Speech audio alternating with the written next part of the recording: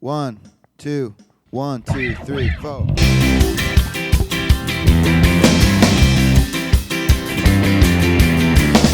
Hey everybody, it's Sam Jacobs. Welcome to the Sales Hacker Podcast. Today we're excited to have on the show Ellie Tamari. That's Yael Tamari. She's originally from Israel but has moved around a ton. She's right now the VP of National Sales or North American Sales or U.S. Sales. She runs U.S. for Namogoo, which is a company that helps make sure that for e-commerce companies and retailers that their customers in the course of the flow, the checkout flow of buying the thing, that they don't get hijacked by malware. I think some crazy and scary and depressing percentage of all of our browsers have malware and spyware and a bunch of crap plugged into them, meaning that everybody's spying on us all the time and we're giving away all of our personal information and everybody's profiting on it, and it sucks. And Namogoo helps reduce that a little bit, make a little bit of a dent in the cyber universe by removing some of the duplicitous behavior that some of the companies out there are employed in. So but beyond that, she came into software sales late in her career. She has really inspiring stories. She discovered the beauty and the passion of sales late in life.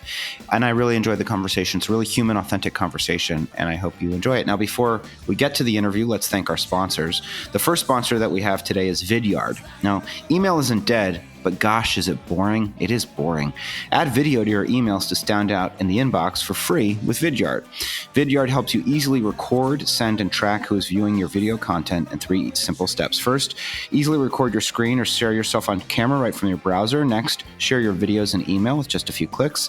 And finally, see when someone watches your videos. Vidyard will let you know who clicked play and how much they watch. So go to vidyard.com/saleshacker for more information. I can attest to you that videos in email make email more interesting. It's probably self-evident, but just to confirm Vidyard's message, I agree with their message. The second part of it is the second sponsor is Outreach, of course, the leading sales engagement platform. Outreach supports sales reps by enabling them to humanize communications at scale, from automating the soul-sucking manual work that eats up selling time to providing action-oriented tips on what communications are working best. Outreach has your back. Now, without further ado, let's listen to my interview with Ellie Tamari from Namogoo, and thanks for listening to the Sales Hacker Podcast. Hey everybody, it's Sam Jacobs. Welcome back to the Sales Hacker Podcast. Today, we are incredibly excited to have someone that's become a friend recently and is also a member of the Boston chapter of the Revenue Collective, but more importantly, is a female sales leader that came to the role somewhat later in life. Ellie Tamari is the VP of Sales at Namogoo. I hope I pronounced that right. She'll tell me if I didn't. She's an expert on optimizing the digital customer experience. Over the past 20 years, she's helped countless brands significantly move the needle by focusing on their customers' online journey. Before joining Namogoo, she was a director of enterprise sales at LivePerson, transforming the way companies communicate with their customers. Prior to that, she was a director of enterprise sales at ClickTail, helping brands with behavioral web analytics. And at Namogoo, Ellie leads a team of enterprise sales managers helping digital teams protect their customers from unauthorized ads leading to customer journey hijacking and stolen revenue. That does not sound good. Ellie, welcome to the show. Thank you. Thanks for having me. Am I pronouncing the name of the company correctly? Namogoo? Namogoo. There we go. Namogoo. It's pronounced in a lot of different ways. It's people think it's an acronym or just a fun word. It actually has meaning. In Hebrew, it means to make things disappear, which is kind of related to what we do, since we make pesky ads and hijacking and malvertising disappear on websites. Namogoo, and that's how you say it, Namogoo. Namogoo, yeah. Love it. Awesome. Okay, now I know. See, it's already been a useful podcast interview. We like to start with the baseball card, where we figure out, as listeners have heard me say repeatedly ad nauseum, to contextualize your expertise. So your name's Ellie Tamari. Tell the world what your real name is and give us a little bit about the background. So my real name is Yael, and I was born in Israel many years ago, and actually moved a lot around country to country. I've lived in places like Iran and Singapore, back in Israel, then moved to the U.S. when I was 14. So it's been an interesting international journey. We will dive into that international journey. Did you, when you moved to the U.S., was it to Boston or somewhere else? Yeah, it was to the Boston area. So I've been in Boston since then. Okay, awesome. So you're VP of Sales Americas for Namogoo. Tell us, so you walked us through a little bit, but do you want to give us like the formal pitch on what the company does, or should we leave? Yeah, so like every company that I've joined, and what I'm really passionate about, it is about customer experience. And thinking about customer experience, what most people don't realize is we've reached a point where somewhere in the neighborhood of 20 to 25% of web and mobile browsers have browser and device level infections. So if you join any free Wi-Fi ever, read the terms and conditions. You hereby allow third party companies to present you with ads and wonderful fun stuff to redirect you from a site you're on to others. Or if you install any browser extensions, those usually monetize through injections through malware. So what Namogoo does, as the word actually means, is through a very sophisticated machine learning engine, we can make sure that when shoppers come to a website, they see it the way that it was built by the brand. So it's essentially remotely deployed, very sophisticated, I'd say beyond ad blocker, any malicious script blocker that would go into the HTML. So it does protect the customer experience in the best way that you could. So that makes a lot of sense. And so I would imagine the sales not the most difficult in the world, because what you're saying to brands is you're losing X% of your revenue by customers being hijacked on the course of their checkout flow. We can reduce that for you. Right. From that perspective of the actual pitch or the value prop, it's very simple. However, when you're going to any brand and you're saying, I'd like to introduce you to a problem you didn't know you have, you didn't budget for, you don't know how it's affecting you, but we can fix it. That means sometimes for a challenging sales cycle, especially when you're trying to use BDRs and they create lower level contacts in an org, and without getting to a CFO that says, oh, okay, if that's the business case, then I'll make the budget for it. It is challenging. Yeah, well, I guess that's the challenge of creating a category, and your marketing team and you should be in sync on the messaging that creates that pain inside of people. So, revenue range for Namogoo. Give us some proxy for how large you are, whatever you can share. So we're in the 10 to 20 range at the moment. The company's been Cool. around for 4.5 years. Awesome. And then so Namogoo, did you start in Tel Aviv? Are you originally an Israeli company? Yeah, the company's headquartered in Israel and here in the U.S. in Boston. We also have an office in London. So definitely very lucky to work with some of the largest brands in the world over those 4 years, which are the ones that are most, I'd say, worried about their brand image. We think about some of these injections being just related competitive products, but you can ask people how many of them have seen girls in their area that want to meet them and other ads that nobody wants on their brand image. So it definitely goes to protect brand image in addition to generating revenue that they're losing. So, going back to every company out there that we speak to is making huge marketing investments in acquisition costs, driving people to their site, building that amazing brand image, brand integrity, seamless customer experience. The spending on that is crazy, thinking about the entire marketing technology. And then thinking that 20% of that already made marketing investment is bleeding out. And then in addition to that, once we remove all those injections, then Namogoo has a very unique model where we commit contractually to increasing revenue. So it does make for an easier sales cycle, because I think, like other companies, everybody's moving towards a pay for performance type of model. Interesting. Well, we will dive into that. But first, I want to go back. So, one of the things that you've said to me is you said it's never too late to go into software sales. You're actually better when you're older. How did you? Because there's always people listening, particularly women, and I think great female sales leaders are so important as role models for the next generation. How did you get into software sales? Walk us through the journey from ClickTail and LivePerson and how you ended up at Namogoo. So I think, like everybody else, I sort of had this negative view of sales, and that we all think about pesky salespeople knocking on your door carrying encyclopedias or offering to sell ice to Eskimos. And for me, I never wanted to be that person.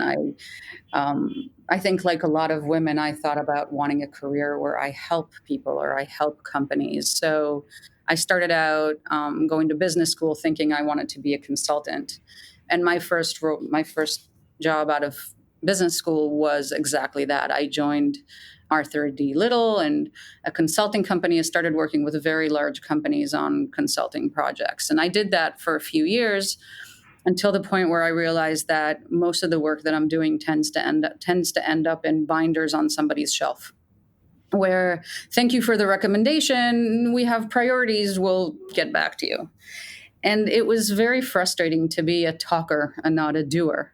So from that world, I moved into actually starting my own business, which was in a completely different field. Ended up writing a business plan for the largest kitchen manufacturer in Germany and offering to them to set up a distribution network for them in the US and enter the US market. And ended up over the real estate boom, we're thinking back to the time where people were buying houses for very low prices only to find out 4 or 5 years later that the entire market collapsed on us. But during that wonderful time, I was importing containers full of kitchens and closets, and I had a chain of 12 stores around the US, and we would market 600 kitchens to large condo buildings. And how did that come about? Where was the idea for that?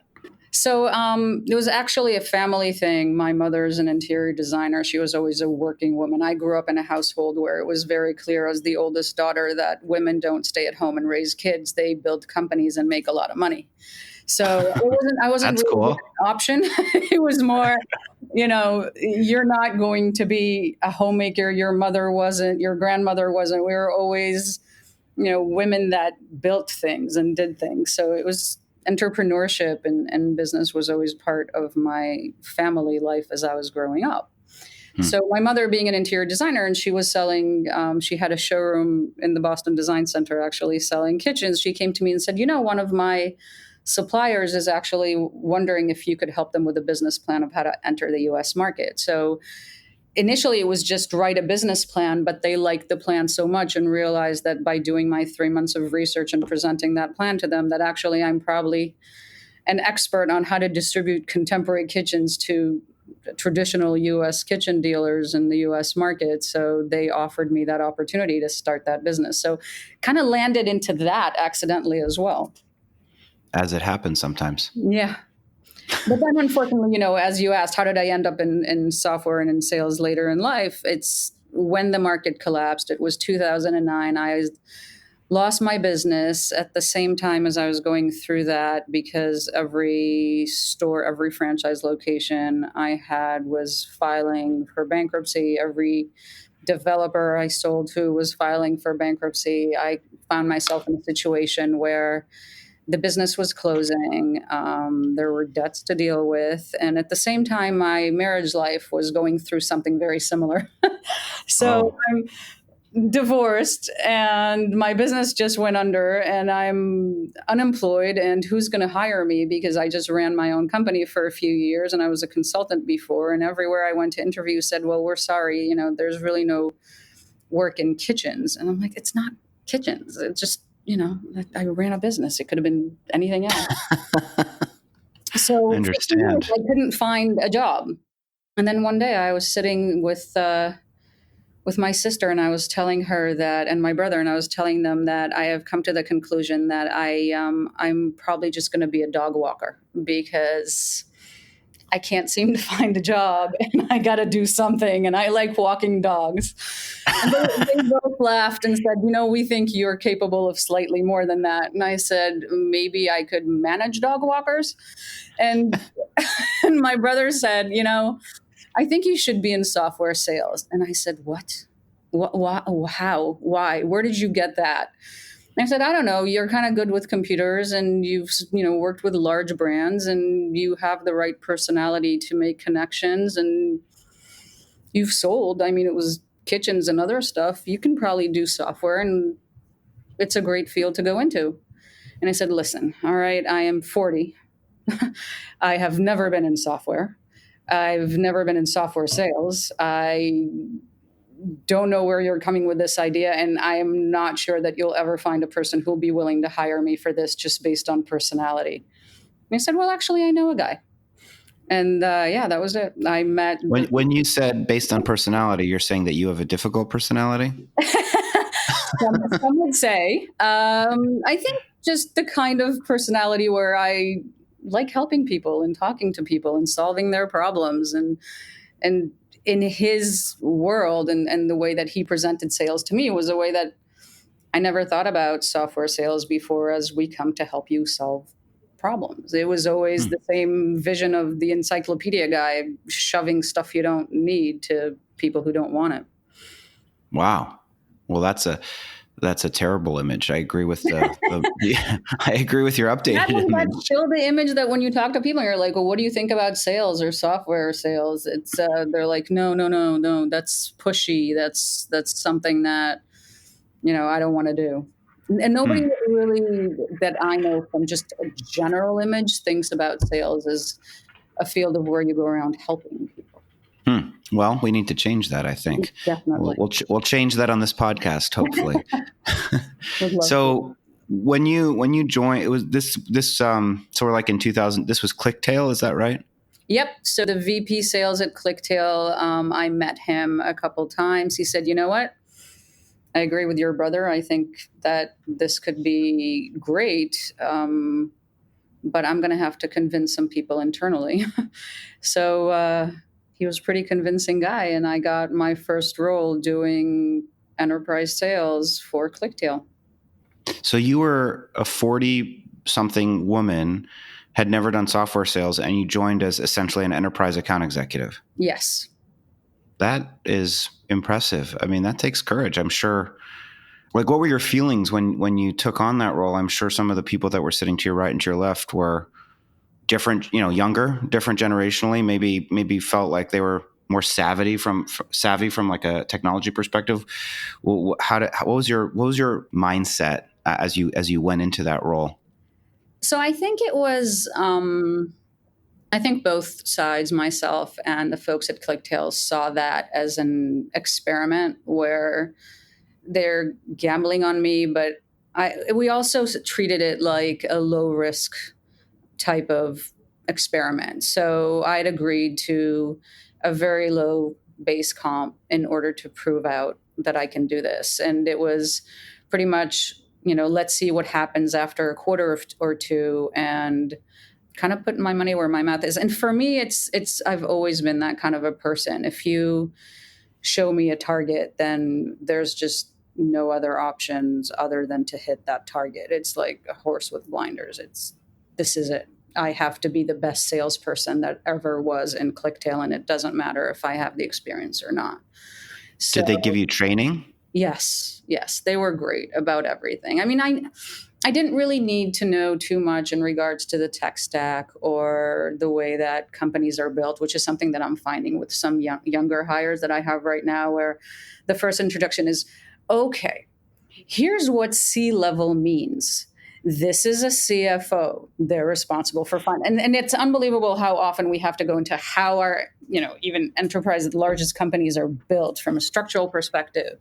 What are personas? How you go? A lot of the training that I now give to team members is something that I didn't really need, because being in consulting to very large brands, I was familiar with how they were built. And from a technology perspective, I'm pretty technically savvy. I always enjoyed buying these same solutions that now I'm going to offer to other companies. So because I was on the other side as a business owner and as a manager, I had the understanding of how to speak to decision makers at these companies. So that was an advantage of, I think, being a little older and having experience from other fields can arm you in a way that you wouldn't necessarily know. So in some ways, I had more experience than my colleagues.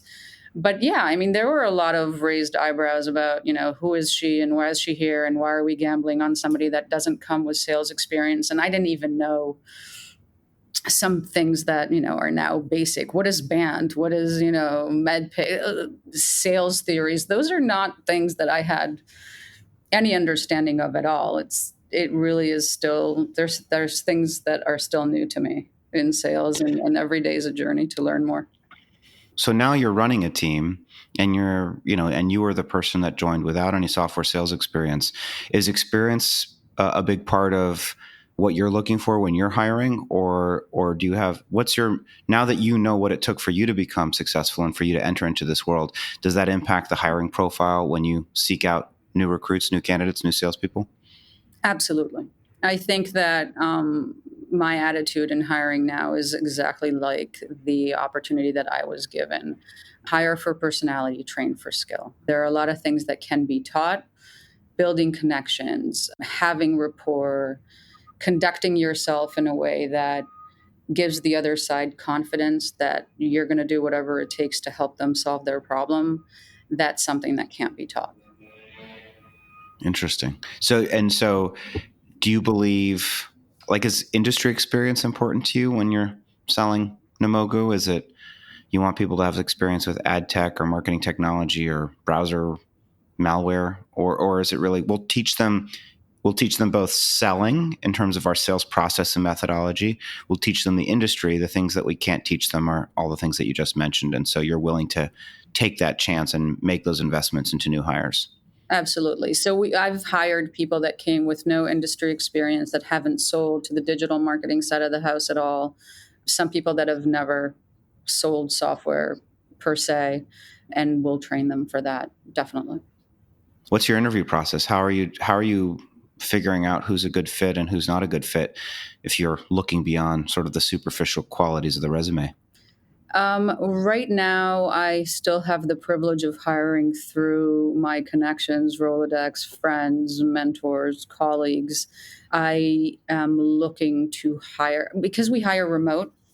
It's very important for me to hire people that I have a trusted advisor give me the information about what they are like as people, how it will be to add them to the team. Are they a good cultural match to the company? Are they in sync with sort of our, maybe more of our just go to market policy of how we work with companies rather than things that they might have done elsewhere. So it's a very different sale when you're looking at consultative selling to very large enterprise strategic companies than if you're doing lower price deals that are volume based. It's very different. So the entire team is remote, is that right? It's all field sales? We have a couple of guys here in the Boston area, and then we have the rest are remote around the country. Yeah. What are your strategies for managing a remote team? How do you create culture and continuity? How do you make sure that everybody out there in the field feels like they're part of the Namogoo experience? So we spend a lot of time on just, I think our attitude is this is really something that we should love. It's fun, it's an art and a science, and we're a team. And a lot of our team meetings and communication is about building things together. So rather than coming with, here's what I think our sales methodologies should be, or here's how to prevent no-shows and turn that into a lecture, every team member, no matter where they are, is part of building something together and owning it together. So if anybody on the team can bring up something that we're struggling with, that we're having an issue with. So recently, like I said, we had too many people not show up for meetings, either for initial demo that was scheduled by the BDRs, or down further in the sales process where we've scheduled a meeting and the person just doesn't show up. So I think as a team, what I'm trying to build is a feeling where, listen, I don't have all the answers. And frankly, I don't want to have all the answers. I think that together we can come up with different ideas with a process. How do we change things? What are we implementing? How do we take that further? What changes might be needed in Salesforce to accommodate that? What changes are needed in some of our templates and our work process? So I think the way to really make people feel like they're a part of something is to, and in a startup we have that privilege, is to help them build the company together. I agree with that. While we're on the topic, what were your 3 or 2 or 1 favorite ideas about how to decrease no-shows and improve meeting attendance rates? What did you guys come up with? So the first thing that we talked about was just to confirm. I mean, you would not believe how many times somebody schedules a meeting 2 weeks out and then assumes that that's just going to happen. So putting in a process for sending a confirmation email the day before, an hour before, and not just, bumping this to the top of your mailbox. I hate emails like that. An email that actually has value and talks about what the agenda will be, what we plan to give them. So give first, ask for something later. What we plan to give them during that meeting, what the value showing up to that meeting will be for them, was a very simple change to make. And actually, even that little change immediately made a big difference. It sounds straightforward. You would not believe how many people just don't. Wow. I was at a place many years ago where one of the salespeople said that she didn't want to send confirmations because that gave the prospect an opportunity to cancel the meeting.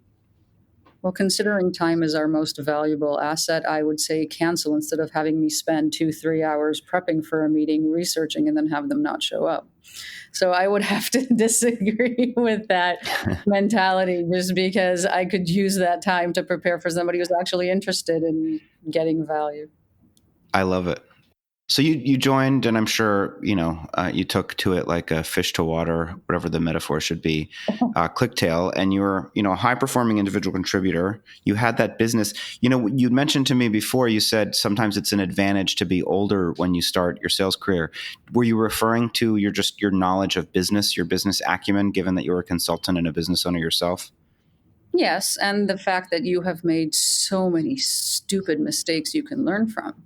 Like, the older you are, that means you've fallen and gotten up way more time than somebody who might be doing it when they're younger. So, I think it's funny. The level of intensity when you're young is usually replaced by the confidence when you're older. So, sometimes I remember myself as just being a younger person in business and being very intense in every meeting. And it was all too important sometimes. And as you get older, as you're getting into your 40s and your 50s, and I think you go through some life changes, you sort of realize that, we're all here to kind of enjoy what we're doing and build something together and help each other and just see if we're a good match. It doesn't have to be that intense and scary, and there's always going to be another meeting, there's always going to be another call, there's always going to be another account. I remember fighting with colleagues for I want that account and that account's in my territory. No, it's like, there's thousands of accounts and there's so many different companies and so many different contacts, and if that door closes, then we can try another, and if that person said no, that's okay. There's always going to be another person that might be interested. Nothing's the end of the world. And, I have a 20-year-old now, and I listen to him, and he's got that really black and white, and everything's got huge meaning. And it's nicer to be older and look at it from, God, I listen to myself. I'm like, wow, I sound old, but you sound wise. Yeah. The young people need to learn that God is dead and life is meaningless as soon as possible. So I read something the other day that somebody said it was a meme that was really cute, where one guy was saying to a friend, we have, you only live once, we could all die any minute. And the other guy's like, no, we only die once. We live every single day. So it's a very different way to look at the same thing, I think. Yeah, that's really interesting. So that, first of all, thank you for that insight. I'm just curious because, one of the things that you have talked about, that you've thought about, is the fact not just that that you came into the workforce, with more experience, but into the software sales workforce, but also that you're a woman. Right. And so you were, I'm sure you were crushing it as an individual contributor. How did you make the leap? Again, you ran a small business. You probably had people, of course you had many people that you interacted with. I'm not sure how big the team was. And then you were a consultant. Again, sometimes those relationships aren't really command and control. They're more collaborative, and it's a small group of teams. But as you're rising up, how did you make the leap from enterprise account executive to manager of managers? And what's your management philosophy? How did you know that you were right for that job? And how did you make sure that you were great at it What are the tenets that are sort of form the foundation for your role as a leader? So it's true that when I ran my own company, it was, I had that experience to run a business and think about every aspect of it and look at different sides of the business. So whether it's revenue or costs or understanding the difference between the different type of expenses that you have and how to build the budgets and how to build strategic plans and how to take it from a strategy and a thinking on a bigger scale to tactical decisions on how you translate to the day to day. So going back from having my own company to being an individual contributor was actually fantastic because it's very similar. I think most individual contributors, most account executives run their own business. And you talk about hiring for personality, it's hiring people who are intrinsically motivated, that they do treat software sales and their account executive position as running their own business. And they know how to access different parts of the company in order to help them build that business.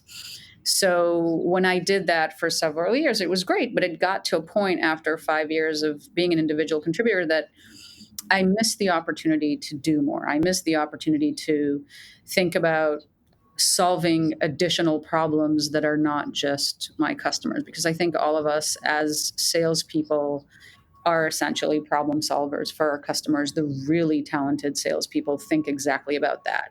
It's asking a lot of questions from our customers to understand what we can do to help them and having the confidence to come and say, you know what you're looking for is not, I'm not the right fit.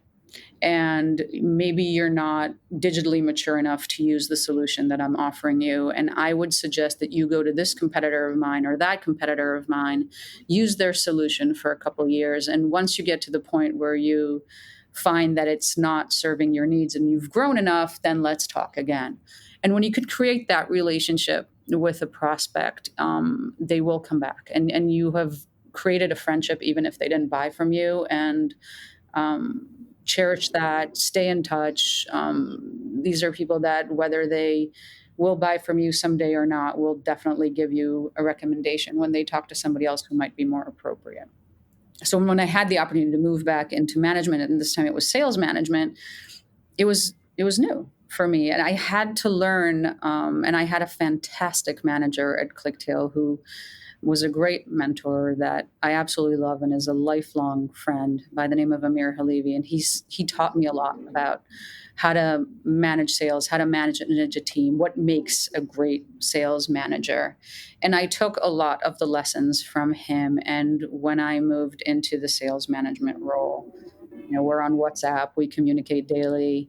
And I've always believed that you give a lot from what you have, but at the same time, you also join groups of people who can give back and you learn from them. So this mentality of not so much a manager or a boss, but more of a coach, a mentor, a friend, a colleague, somebody to bounce a ball against, somebody that can help you think about, sometimes you look at the same problem and you can't get out of your own way, but to open it up to other people and say, and admit that you don't know and you value their opinion is my philosophy and how to work with people and how to manage people. We are all part of the same team. We just happen to have different roles. Mine is more of an oversight, and I'm focused on other things and other aspects of their business. And they're also managers of their own business. And it's really funny, but again, remembering back to childhood, how I thought about it, I was like, a manager. One day I'm going to be a manager and I will delegate everything to other people and I won't have anything to do. And now I'm a manager and everybody delegates work to me and I don't have time to go to the back room. And it is so different of what life ends up being versus what your vision is of what a role will be when you're younger. So yes, so my job is to solve my team's problems and I'm here to help them get through the issues that they are struggling to get through. And I have to keep to a schedule of when I get back to them. And they are waiting on me sometimes, which is not ideal, but sadly is the way it is. Yeah. Well, I think it's exactly the right approach to management, which is, I guess they call it servant leadership. Yep. What advice would you give to again, in Revenue Collective, we just launched this Women of Revenue Collective sub community. We want there to be greater representation for women, particularly in the senior leadership ranks. What advice are you giving to the women that are coming up? How are you encouraging them to get into sales? How are you making sure that within the world of sales that they feel included and they feel like they have every chance that men have? It's a lot of education. Whenever I talk to younger women or my son's in college, I have other sons that, the younger sons that are in high school. And whenever I talk to their friends or I meet young women, I ask them, what did you think about a career, and what were you thinking for your future, and what do you want to do? And again, we kind of mentioned this before. Most of the responses is, I want to make a difference. I want to help. I feel like there's more that I could do in this world. And at the same time, I want to be able to make sure that I have financial freedom. And when I introduced to them the idea of sales, and specifically in high tech and software, it's something they don't really think about. I don't think our schools do enough in the way of educating younger people on their options. And sadly, and this is kind of where I was extremely unpopular with my son as a parent, and we had crazy screaming fights over this, is when my now 20-year-old came home a couple years ago, and he's like, I've decided that I want to go to college and I want to study history and political science. I said, why did you decide on that? He's like, I'm a fan. I like history books. And I said, are you a fan of paying your own bills? Jeez. And come on, Mom. And he said, well, what do you mean? College is for me to study what I love. And I said, I have to disagree. I really do think that college is now, with the cost of college, is now changed to the fact that, as far as I see college, it's a way for me as a parent to make sure that you can pay your own bills someday. So, I love that you love political science, and I love that you love history. Read a book, make it a hobby. Please go to college for something that one day is going to pay the bills. And as an extremely talented mathematician, and you're really good at computer science, why don't you go study something that might be less fun and, less of what you're dreaming of just to do for entertainment? Because when it costs $50,000 a year, maybe that's not the way to go. So, I had a lot of pushback. What did he do? Friends and screaming. I said, you know what? You can study whatever you want, but if you want me to help you pay the college bills, then I'll ask you to study something that I know that no matter what happens, you can always fall back on. So he's like, this is exactly why you shouldn't raise money for small businesses. So he agreed. Strings are attached. Yes. So I was a terrible parent, and we had matches. I'm not saying that. And I hate you. And no, these are all direct quotes. Until he's like, okay, fine. If you only pay for a college if I go to study, STEM, science, technology, engineering, or math, then that's what I'll do. And fine, I'll appease you and go study computer science. And he finished the first year, and he came to me a couple months ago and said, my friend that just graduated from computer science got his first job as a programmer for $120,000 a year, Mom. I'm like, wow. He's like, thank you. I'm like, what? Say that again? Speak into the lapel. Let's record this. He's like, listen, I'm a Jewish mom. I told you so is just going to be something you're going to hear on a daily basis from now until forever. So, yeah. That's a great story. Sometimes the being unpopular or pushing things that people might not realize is best for them is problematic, but at the end it might, so sometimes with leadership you have to make tough decisions that people might push back on, but you can always have the opportunity to say, and I told you so someday. It's the, this is from the privileged position of someone that doesn't even have children yet, but I have lots of opinions, as you can imagine, and which just makes me a man, I suppose.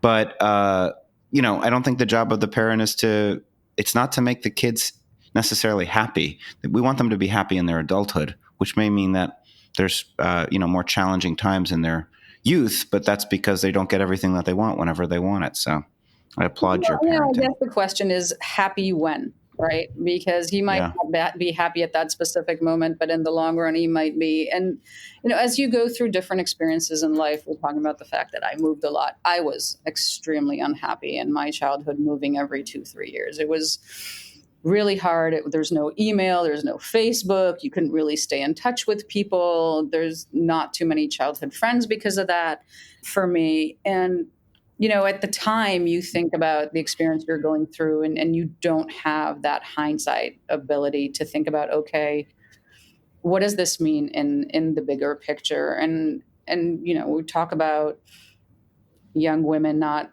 really understanding what it means like to be able to have a position in sales that gives you that financial freedom, that allows you to build your own future, that you're not at the mercy of other people. It's to embrace our unique skill set, I think, as women, which is just specific traits that make us good listeners, have empathy, the ability to put yourself in other people's position, understand where they're coming from, being more collaborative in general in your life, and knowing how to navigate in a lot of ways with many companies. And I've been to companies where there were no women in leadership positions. So you need to know how to navigate yourself in a way that sometimes women are seen, things that women would do would be seen in a different light than when men do it. And there's been so many articles about the same words being used to describe when a woman argues versus when a man argues, or when a woman complains or a man complains, or when a woman does certain actions versus,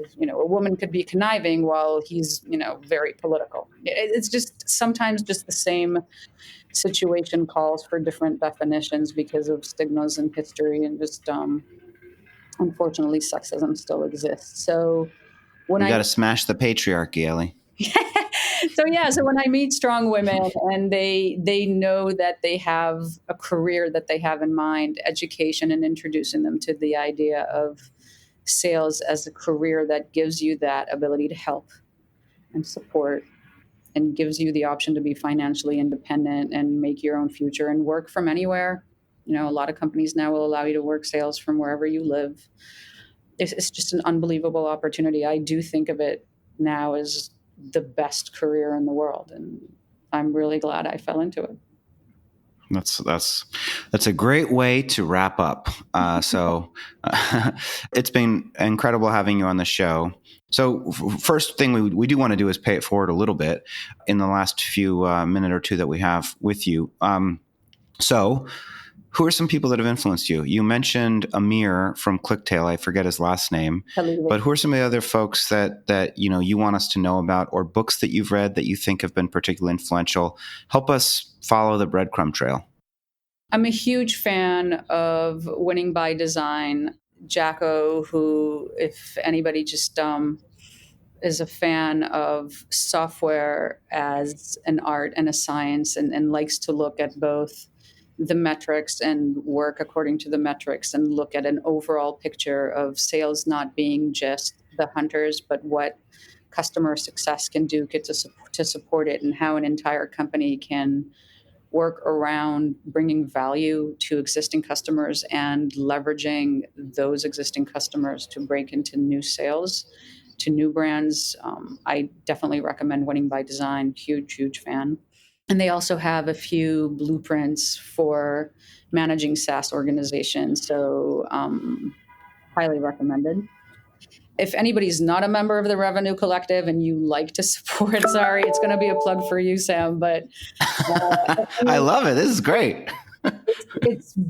I am so honored to be a member and have the opportunity to brainstorm, to meet other women in leadership positions, to collaborate on ideas, on initiatives, on just share information, solve problems together with people who don't normally have the opportunity to collaborate. That the group has been amazing, but really nothing but compliments. And I've been using my sales skill to pitch it to pretty much anyone I know. Wow. So, Thank you. So absolutely huge recommendation for that as well. Awesome. Well, and just for folks out there, I did not ask her to say that. So No, we did not. you can confirm that. Ellie, there's people that are listening that probably are they find your voice and your perspective refreshing. They are people that want to reach out to you perhaps for mentorship, or they want to work for Namogoo. So are you okay if people reach out to you and contact you? And if so, what's your preferred channel? Anybody that wants to connect with me, my information is available on LinkedIn. I'm an open connector as long as you don't connect and pitch. If you connect and pitch, don't be surprised if we're not connected after 10 seconds or less. If somebody just wants to connect to say, hey, would love to share ideas. If you're hiring, keep me in mind. This is what I could offer, and this is what I need. I am always happy to collaborate and build a big network of people who just want to brainstorm together. Very good. So LinkedIn, and the last name is Tamari, Tamari, Ellie Tamari, Yael Tamari. Yeah. Ellie, thanks for being on the show, and we'll talk to you on Friday for Friday Fundamentals. Sounds great. Thank you for having me.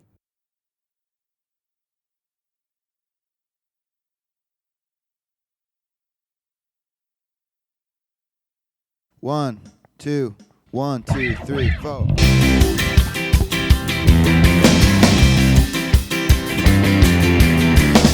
Hey everybody, it's Sam Jacobs. This is Sam's Corner. Really enjoyed that conversation with Ellie Tamari. It's just nice to talk, we got real. We talked about a lot of different things. I think her story is really inspiring and interesting. She's been a small business owner. She's been a consultant. She came into software sales in her 40s. So first of all, it's never too late. And it's never too late. It's never too late even to get on the escalator and to start moving up in an organization to become a leader. Again, she came in as an enterprise account executive to ClickTail, individual contributor at the age of 40, had gone through, difficult situation with her divorce. I'm divorced, so I can empathize. Happily remarried, if you're wondering. Totally relevant to the podcast, but, there's some personal details about me. But here's the point. The point is that someone else, I think it was Amy Appleyard or one of our other guests, talked about coming back from maternity leave, and sort of you have to meet the job market where it will meet you. And then from there, you can begin to advance and accelerate. And I think that Ellie took this role in software sales. It was a chance both for the organization and for her. And she rose up, and now she's an incredible sales leader running U.S. and national sales for Namogoo out of Israel. And I think that it's just, and also just understand that your life experiences make you wiser, bring maturity, bring poise. She commented on the sort of the intensity that young people or that people that are early in their careers bring to every task, every role. And I think the other thing I would comment on is impatience. I talk to a lot of people, young people, through our associate program at Revenue Collective, and also just through one-on-one mentoring conversations. And I just want to encourage everybody to take a little bit of time as you go through and make sure that you have the patience to develop over the course of your career, and not just looking for, the company to do the next right thing or else you quit. So that's one lesson, is just, it's never too late to get into sales. There are skills and qualities and experiences that you have early in your career that are really going to benefit you as an individual contributor, namely understanding how business works, understanding how enterprises are structured, and the ability to, frankly, to listen more than you talk, which is, that old saying, we have 2 ears and 1 mouth for a reason. We should listen twice as much as we talk.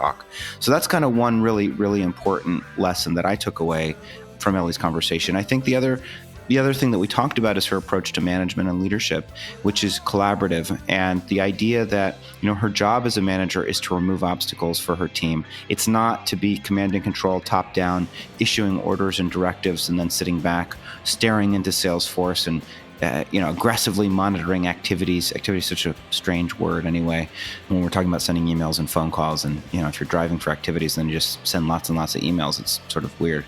What we're looking for is high quality interactions and purpose-driven activities, as Rob Jepson would say. But the point is that she builds her plan together with her team, and she gets contributions from her team.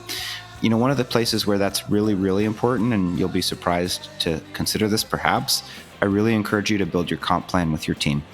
So that might seem strange because your team is going to have every incentive to sort of push you in the wrong direction. That hasn't been my experience. My experience is that when people can get buy-in and when you can understand and explain the business factors that impact a compensation plan, people are mature and people want that responsibility to make sure that they build something that's fair and that's attainable.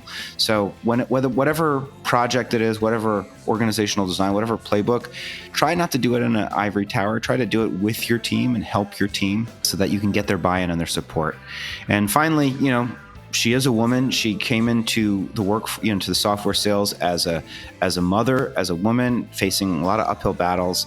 And she articulates both in this episode and in Friday Fundamentals what an amazing career sales can be, especially for people that are looking for flexibility, looking for ability to control their own income, control their compensation. So if you're out there listening, sales is an incredible and wonderful profession. We're super excited about it.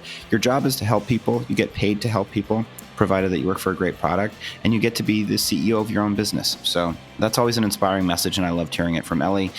So thank her, and thanks, Ellie, for being on the show. If you want to reach out to me, you can, linkedin.com/Sam F. Jacobs. Before we go, let's thank our sponsors. Email isn't dead, but it sure is boring. Add video to your emails to stand out on the inbox with Vidyard. Go to vidyard.com/sales hacker for more information. And of course, thanks to Outreach, the leading sales engagement platform. I'll talk to you next time, folks.